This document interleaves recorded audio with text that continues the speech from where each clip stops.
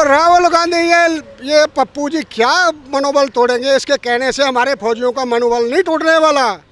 ये किसी गलतफहमी में न रहे। ये तो खाम खा ये उस जगह पंगे लेते हैं जहाँ देश विरोधी पार्टियाँ हों, देश के विरोध कोई बात हो। ये नोट रखना, पहले पाकिस्तान की हेडलाइन होती है जो राहुल गांधी यहाँ बोलते हैं, ये राहुल जी को ये पप्पू है, लल्लू है, इसकी वजह से कांग्रेस की इमेज ही खत्म कर दी इसने। पूरी दुनिया में जो कोरोना फैलाया है, क्या ये छोटा ये कातली नहीं है? पूरी दुनिया का कातली है इस वक्त। पूरी दुनिया ने, मैं तो कहता पूरी दुनिया मिलके इसके ऊपर प्रहार करे।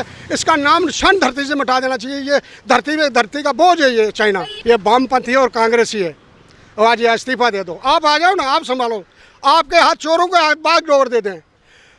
हमारे मोदी जी है ना, सब कुछ होगा। मोदी जी जिस वक्त ये ना पूरी वर्ल्ड सुनेगा, ऐसा नहीं है। चाइना मत किसी ख्याल में रह जाए। हमारे ये कांग्रेसी या वामपंथी ये जो है ना, जो उनके साथ देते चाइना का, वो किसी ख्याल में मत रहें। हमारे फौजी जो शहीद हुए हैं उनका एक एक का बदला लिया जाएगा। 1 से 21,000 का बदला लिया जाएगा, ऐसा बात नहीं है। सर, कल जो चीनी सेना और भारतीय सेना के बीच जो झड़प हुई और उसमें जो हमारी सेना ने मुंह तोड़ जवाब दिया है सेना के लिए, उसके लिए आप क्या कहना चाहोगे? ऐसा है, चाइना ने ये समझ लिया कि ये 1962 वाला इंडिया है। ये प्रधानमंत्री नेहरू जी नहीं है, ये प्रधानमंत्री हमारे नरेंद्र भाई मोदी जी हैं। और गृह मंत्री हमारे, वो गृह मंत्री उस वक्त समय के नहीं है। उस समय का इंडिया नहीं है, 2020 का इंडिया है।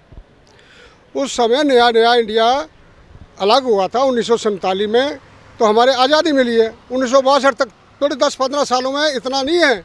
आज 2020 है, 2020 का इंडिया बहुत दूर पहुंचा हुआ है। ये चाइना किसी ख्याल में मत रहे। चाइना के अभी उनको मुंह तोड़ जवाब दिया। 5 तो उनके चाइना के जवान मारे हुए हैं और 11 घायल हुए पड़े हैं। ऐसा नहीं है। हमारे जो जवान चट्टान की तरह खड़े हुए हैं।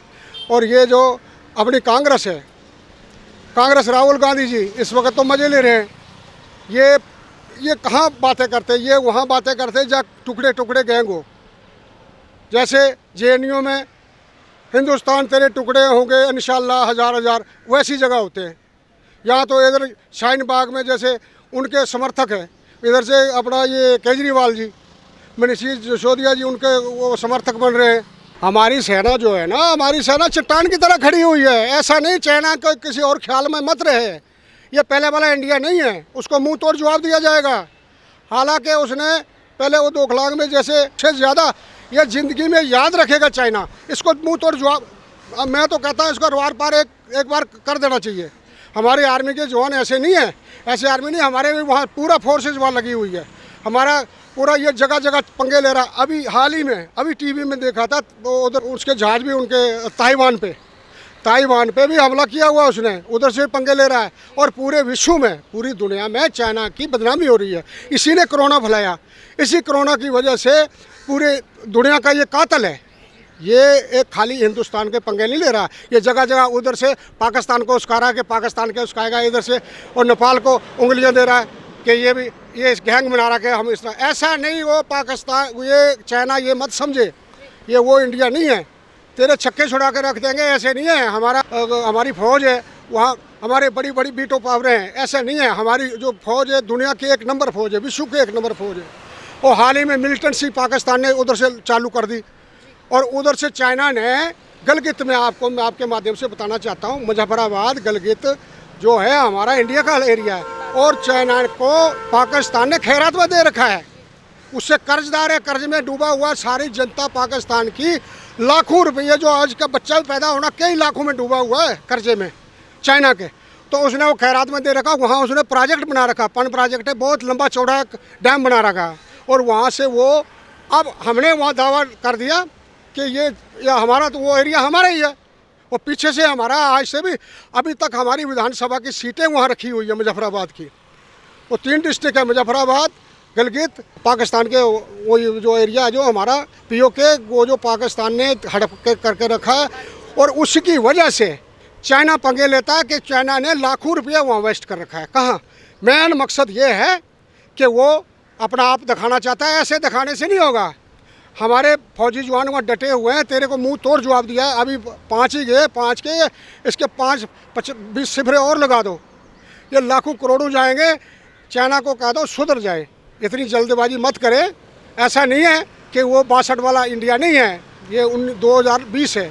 इस वक्त प्रधान पहले अभी जैसे कि लगातार अभी खबरें आ रही थी कि राहुल गांधी की तरफ से भी लगातार ये कहा जा रहा था कि चीनी सेना ने लद्दाख में हमारे एरिया पर कब्जा कर लिया, उसके बावजूद भी सरकार कोई एक्शन नहीं ले रही। तो जिस तरीके से आज चाइना ने हमारे भारत की अगर सेना के अंदर घुसने की कोशिश भी की तो उसका एकदम मुंह तोड़ जवाब दिया गया हमारी सेना के लिए। तो एक करारा तमाचा है उन विपक्ष पार्टियों के लिए जो भारत का मनोबल गिराने की कोशिश प्रयास करती रहती हैं हमेशा। और राहुल गांधी ये पप्पू जी क्या मनोबल तोड़ेंगे? इसके कहने से हमारे फौजियों का मनोबल नहीं टूटने वाला। ये किसी गलतफहमी में न रहे। ये तो खाम खा ये उस जगह पंगे लेते हैं जहाँ देश विरोधी पार्टियाँ हों। देश के विरोध कोई बात हो, ये नोट रखना, पहले पाकिस्तान की हेडलाइन होती है जो राहुल गांधी यहाँ बोलते हैं, वो क्यों हेडलाइन होती है? वो हमारा दुश्मन है और दुश्मन के साथ देते हैं। तो इन्होंने अभी सब पार्टीबाजी छोड़ के, हमारा देश है तो हम पार्टीबाजी भी करेंगे, पॉलिटिक्स करेंगे, सब कुछ होगा। ये थोड़ा कि इस वक्त भी हम पॉलिटिक्स अपने पॉलिटिक्स की रोटियाँ सेकेंगे, ये नहीं चलेगा। ये राहुल जी को ये पप्पू है, लल्लू है, इसने इसकी वजह से कांग्रेस की इमेज ही ख़त्म कर दी इसने।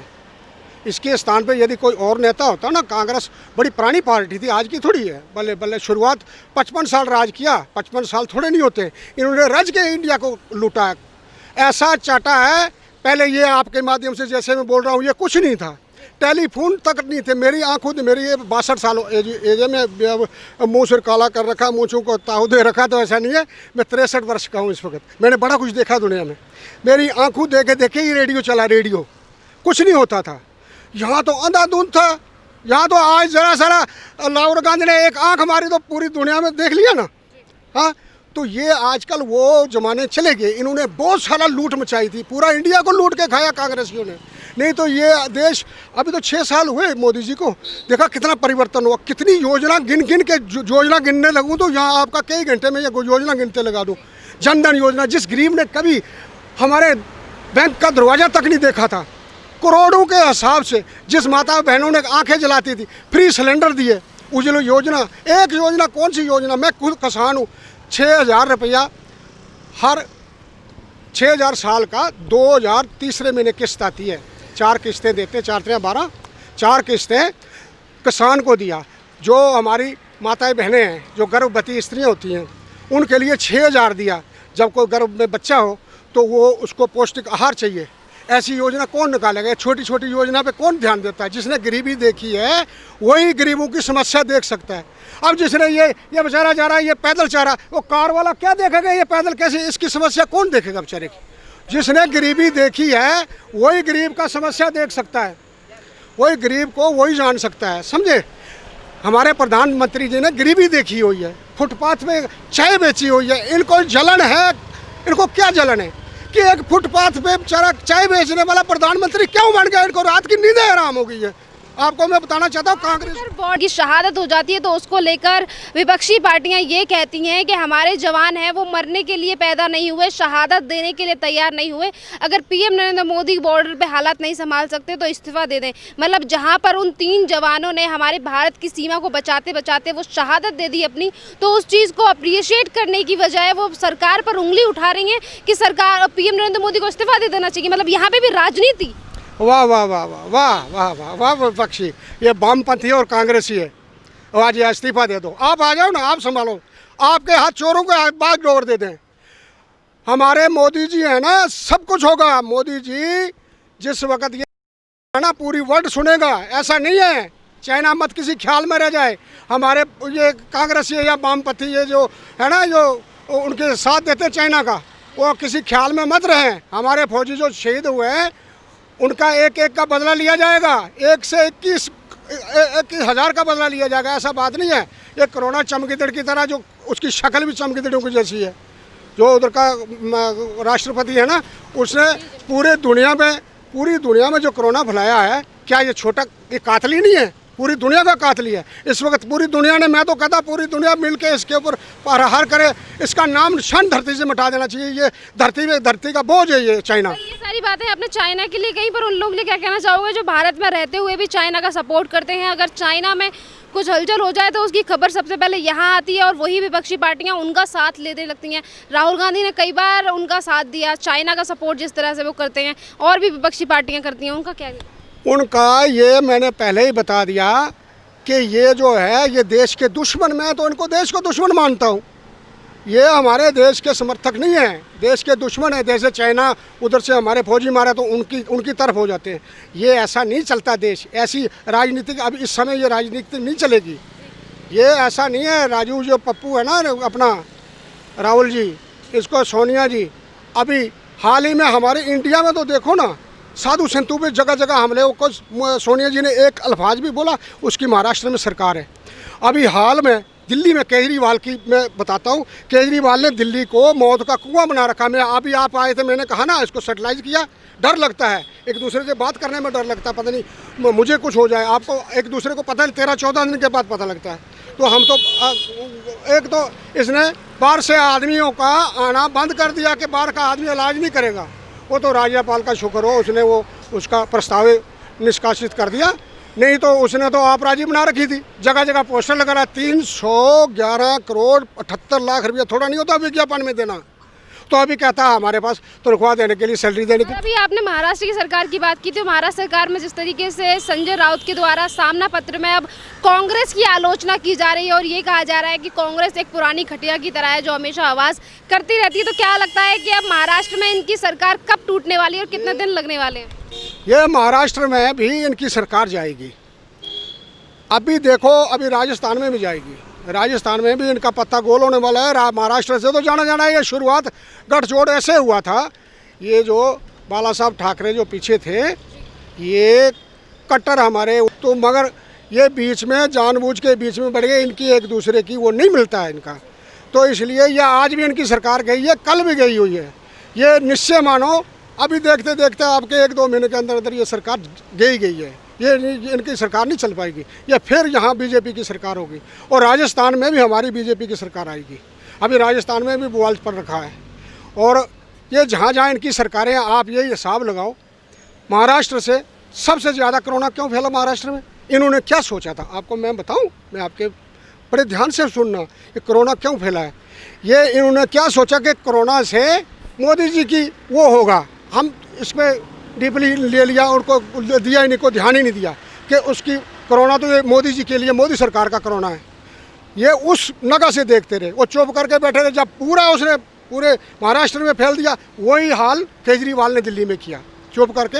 यहाँ से पहले तो डमका बजाया, रात को अनाउंस किया झुग्गियों झोपड़ियों में, आपको पता है, झुग्गियों झोपड़ियों में बता के रात को अनाउंस किया कि आपको आनंद विहार से बसें जा रही हैं। बेचारे गरीब गुरुब जनता वो बेचारी वहाँ से उठी, उन्हें सोचा फ्री बसें जा रही है। वो कोरोना का टाइम था, आग जल रही थी, उन्हें उठा के तो लाखों आदमी वो कोरोना फैला हुआ है बिहार बंगाल में, ये केजरीवाल की वजह से। अब कह रहा बाहर से कोई अंदर आदमी, इसके बाप का अस्पताल बनाया हुआ ना केजरीवाल ने। आप जम्मू कश्मीर से बिलोंग करते हैं, उसके बारे में क्या कहना चाहिए? जम्मू कश्मीर में बड़ी अच्छी बात आपने पूछी।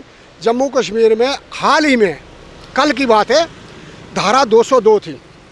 धारा 202 का ये प्राविधान था कि जैसे कोई भर्ती हुआ या तो कोई टीचर ही लगा दिया, वो 5 साल तक उसको मिनिमम वेज मिला था, कम से कम 1500 रुपया, जैसे टीचर भर्ती हुए थे। 5 साल के बाद उसकी तनख्वाह बढ़ेगी। तो वो जो प्राविधान कल से हटा दिया गया, अब डायरेक्ट टोटल बेसिक जो सेंट्रल गवर्नमेंट की तनख्वाह है वो मिलेगी। इसलिए हमारे युवा बहुत खुश हैं बीजेपी की वजह से। ये हमारे राज्यपाल जो जम्मू कश्मीर के, उन्होंने कल से घोषणा करी है। और एक और मैं आपके माध्यम से बताना चाहता हूँ कि एक VDC village defence committee Jammu Kashmir में बनी हुई थी 1996 में। वहाँ क्या मिलिटेंटों ने आपराजी होती थी, जैसे यहाँ कोई पंच पंचायत करनी हो तो मिलिटेंट आते थे, वो पंचायत वो करते, घर घर जाते थे। इतनी दहशत फैला रखी थी, कईयों को जो आप खाते पीते घर के, तो आपका कोई बच्चा उठा लिया, उसको मार दिया, ऐसा किया। तो इन्होंने इतना दहशत फैलाई थी कि वहाँ की जनता ने, हम सब अवाम मिल के इकट्ठे हुए तो हमने आवाज़ करी कि हमें अपनी सुरक्षा के लिए गन्ने दी जाएं। तो हमने रोड जाम कर दिया, एडमिनिस्ट्रेशन के बाहर 7-8 दिन धरने दिए, भूख हड़ताल कर दी। उस समय गृह मंत्री लालकृष्ण आडवाणी जी थे यहाँ पे, तो वहाँ इन्होंने गन्ने इशू कर दी। VDC बनाई, विलेज डिफेंस कमेटी। जैसे यहाँ के ये आर्मी जाती है। ये यहाँ दिल्ली का आदमी, उसको क्या पता है इस नाली की पहाड़ी में क्या है। जैसे हम यहाँ कर्नाट प्लेस का जो लोकल होगा तो उसे पता है कि मेट्रो के कितने गेट हैं। हाँ जी, तो वहाँ जो कौन मवाली है, कौन मिलिटेंट है, वहाँ की जो लोकल टीम मिली आर्मी के साथ, विलेज डिफेंस कमेटी, तो मिलिटेंटों का सफाया हो गया जम्मू कश्मीर से। मैं सही बताऊँ आपको, और उस समय इन्होंने थोड़ी सी तनख्वाह 1000-1500 रुपये दे रहे थे, और अभी तक अभी उसमें 2 SPO बनाए। देखना, मैं 10 आदमियों की मेंबर की कमेटी बनी, 2 SPO थे, जो 2 SPO को अभी 18 हज़ार रुपये मिलता था, वो 36,000 बांटते थे। अभी 2019 से उनको जो 10 आदमी, 8 आदमी और हैं, उनको कोई पैसा नहीं दे रहे हैं। वो बेचारे भूखे मर रहे हैं, और उनको परमानेंट कर रहे हैं जो SPO है। जो गनमैन साथ में हैं, वो गन अगर जो पकड़ते हैं, इस समय भी कोरोना के टाइम पे वो गन पकड़ के बैठे हुए हैं। मैं आपको वीडियो कहूँ तो वीडियो दिखा सकता हूँ। वो गन्ने लेके साथ में उन्होंने वहाँ से, हमारा जम्मू कश्मीर के प्रदेश अध्यक्ष हैं रविंदर रैना जी, जम्मू कश्मीर BJP के प्रेसिडेंट हैं, तो उनके पास उन्होंने आए थे, तो उनके पास, और वहाँ से हमारे शक्ति प्रयार जी वाइस प्रेसिडेंट है BJP के, और उन्होंने उनका जो प्रस्ताव लेके यहाँ दिया। और ये मैं आपके माध्यम से बता रहा हूँ, उनको 10 पैसे नहीं मिले। अगर यदि वो राइफल छोड़ दें तो उनको क्या होता है मालूम आपको, उनको मिलिटेंट मार दें और राइफल पकड़े तो भूखमरी का शिकार होंगे। वो कहाँ जाएं? मैं आपके माध्यम से बता रहा हूँ, चाहता हूँ गृह मंत्री जी के यहाँ खजाने भरे हुए हैं, उनकी भी बेचारों की तनख्वाह लगा दें। वो इस समय कोरोना के टाइम में भी राइफलें लेके खड़े हैं कि कोई बाहर से आदमी ना आए। इसलिए मैं आपसे, आपके माध्यम से और अपने गृह मंत्री जी से इल्तिजा करता हूँ, मैं प्रार्थना करता हूँ कि उनका कोई वेतन बनाया जाए, कोई थोड़ा कुछ ना कुछ दिया जाए, जैसे कि अपने रविंदर रैना जी ने और पढ़ियार साहब ने यहाँ इनके पास भेज रखा है। तो हम आशा करते हैं कि आपके माध्यम से उनका भी VDC का कुछ बने। जय हिंद, जय भारत।